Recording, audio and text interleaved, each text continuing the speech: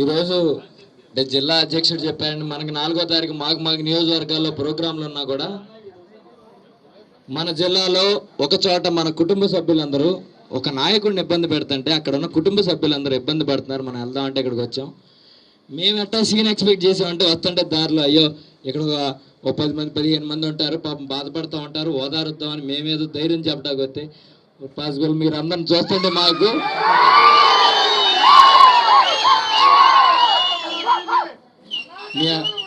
మీ 5గురు ఎప్పుడో వచ్చారు కానీ మీ నియోజకవర్గాల్లో బాగా చేసుకొని మా నియోజకవర్గం ఇరక్కొట్టేస్తామని చెప్పేస్తున్నట్టే కనపడుతుంది నాకు. ఎక్కడ మేమేదో మీరందరూ ఉంటే ఓదార్పు యాత్ర చేసుకోవచ్చాం, మేమేదో ఏమవుదండి మీరందరూ ధైర్యంగా ఉండండి ఇవన్నీ చెప్పలేమో అనుకున్నాం. ఇక్కడికి వచ్చి మీ అందరూ చూస్తుంటే కార్యక్రమం మేమందరం ఎంత చేసినా కూడా గన్నవరం వైపే కెమెరాలన్నీ ఉండేలా కనపడుతుంది. మా కార్యక్రమం ఎంత చేస్తాం కానీ వంశీ గారు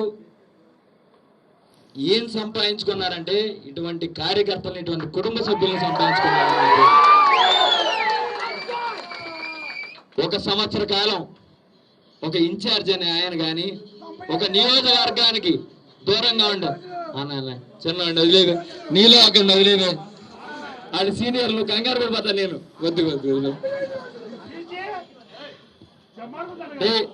సంవత్సర కాలం ఒక ఇన్ఛార్జ్ ఒక నాయకుడు కానీ ఒక నియోజకవర్గానికి దూరంగా ఉంటే ఆ కార్యకర్తలు బయటికి టీకి వస్తుంటే కావాలని చేసుకుని కేసు కూడా పెట్టనివ్వకుండా చేయడం, లేదా ఆడు తిరగబడి మనం తిరగబడితే ఆడి మీద కేసు కట్టకుండా మన మీద కేసు కడతాం, లేదు మనం చేసేలోపాటు మనం కొట్టేసి మనం దెబ్బలు తేలి ఆసుపత్రికి చేరితే ఆ కేసు కూడా తీసుకోపోవడం, ఇటువంటి కక్ష సాధింపు చర్యలు జరుగుతున్నా కూడా ఈరోజు ఇంత ఘనంగా ఒక పార్టీ మీటింగ్ జరగాలి మనం జరిపిద్దామని ఫోన్లో చెప్పుకుంటే అందరినీ కోఆర్డినేట్ చేస్తే ఈరోజు ఎంతమంది వచ్చామంటే నిజంగా వంశీ గారు అక్కడ టీవీలోంచి చూస్తాను ఆ గన్నవరం 4వ తారీఖు ఎట్టా ఉందని చూసుకుంటే ఆ రోజు కానీ మీ అందరూ నుంచుంటే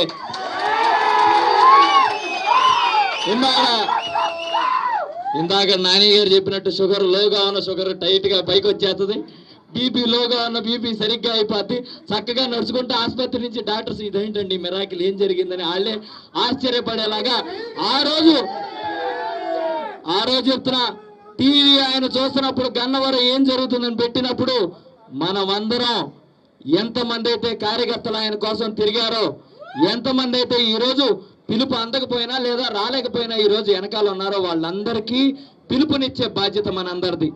ఎందుకంటే మామూలుగా ఒక్కొక్క చోట ఎట్టా ఉంటుందంటే సర్లే పెద్ద ఆయన ఉన్నాడు ఆయన చూసుకుంటే వెళ్ళి మన పని ఏముంది మనం ఆ రోజు కార్యక్రమానికి వెళ్దామని చాలా మంది అనుకుని వదిలేస్తూ ఉంటారు.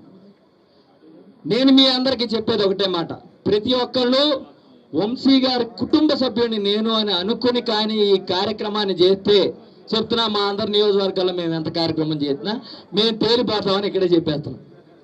కాబట్టి మీరందరూ ప్రతి ఒక్కళ్ళు బాధ్యత తీసుకోవాలి, ప్రతి కార్యకర్తని కలవండి. మన ఇంట్లో పిల్లోడు పెళ్లి జరిగితే ఎట్టా బొట్టెట్టి పిలుస్తామో అట్టా బొట్టెట్టి పిలవండి, ప్రతి ఒక్కరికి తెలియజేయండి. 4వ తారీఖు ఇక్కడి నుంచి మీరు కదలెళ్తే నాకు తెలిసి పోలీసులతో ఆపుదామని చూస్తారు, మీ తాకిడికి పోలీసులు కూడా బలాదూరు పారిపోతారు నాకు తెలిసి. కాబట్టి ఈరోజు ఏదైతే ఉత్సాహం వెనకాల నుంచి వినిపిస్తుందో ఆ ఉత్సాహం 4వ తారీఖు దాచుకోండి. అన్నయ్యలందరూ మైకి పట్టుకుని చెప్తాం అనుకునే అన్నయ్యలందరినీ మీ అందరినీ కోరేది ఏంటంటే ఈ ఉత్సాహమే 4వ తారీఖు కనపడితే వంశీ గారు చక్కగా మీ దగ్గరికి జూలై ఆగస్టులో అన్నారు ఇంకా ముందరే వచ్చేస్తాడు మీ దగ్గరికి. ఖచ్చితంగా మనం అందరం మద్దతుగా ఉన్నామని తెలియజేయడానికి అందరూ ముందరకు కదా అని మీ అందరినీ కోరుకుంటూ చిట్ట చివరిగా ఈ కార్యక్రమం గురించి చెప్పేటట్టయితే రాష్ట్రంలో జగన్ గారు మంచి అని పరిపాలన చేస్తే ఈ పరిపాలన సంచి అంటుంది. ఈ సంచి ఏంటంటే ఏమడిగినా డబ్బులు, సంపద సృష్టి. ట్రాఫిక్ పోలీస్ ఆపుతాడు, నువ్వు 100 సంపాదించగలుగుతావు, వెళ్ళంగానే ట్రాఫిక్ పోలీస్ ఆపుతాడు, ఏమయ్యా ఏ డబ్బులు ఎక్కడ ఉన్నాయంటాడు, ఇది లేదు అది లేదు అంటాడు, నీ దగ్గర అన్ని ఉన్నా ఏదో ఒకటి లేని చూపిస్తాడు, 100 లాగేస్తాడు. అంటే ఇక్కడ జనాలకు పెట్టేదేం లేదు, జనం నుంచి కొట్టేదే, ఆ సంచిలో డబ్బులు వేయించుకోవడమే.